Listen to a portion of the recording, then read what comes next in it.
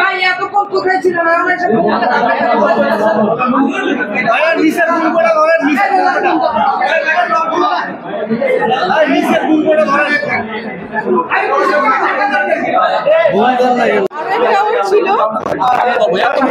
আগে যাওয়া হয়নি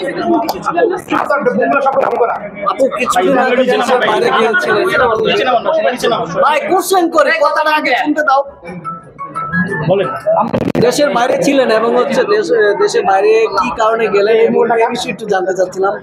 আচ্ছা, কিছুদিন আগে দেশের বাড়ি গিয়েছিলাম সিঙ্গাপুরে। আমার একটা শো ছিল পয়লা বৈশাখের, আরো একটা শো আছে। আচ্ছা, আমি কি বলবো নাকি আপনি কন্টিনিউ। আচ্ছা আপু আচ্ছা, আরো একটা শো আছে লন্ডনে, এটা ঈদের আগে হবে। এই তো চলছে, কাজ চলছে।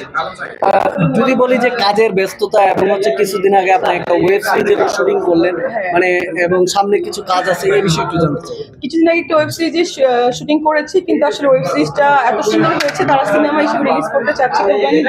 এটাই হচ্ছে গুড নিউজ। আর আরো একটা সিরিজ না ওয়েব ফিল্মে সাইন করেছি, তো ওটা শুটিংও ঈদের আগে হবে। এই হচ্ছে দিন। এবং আপনারা জানেন যে আমার একটা ক্লিনিক আছে, হাজেন ডেন্টাল অ্যান্ড ক্লিনিক, সেটা অলরেডি দুটো শাখা হয়ে গেছে, আরেকটা শাখা হতে যাচ্ছে খুলনাতে, আমার যেখানে জন্মস্থান সেখানে।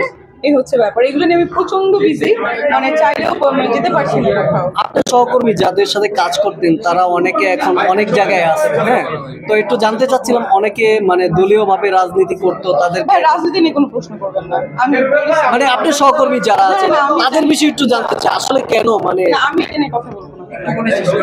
আপনি অন্য প্রশ্ন করেন।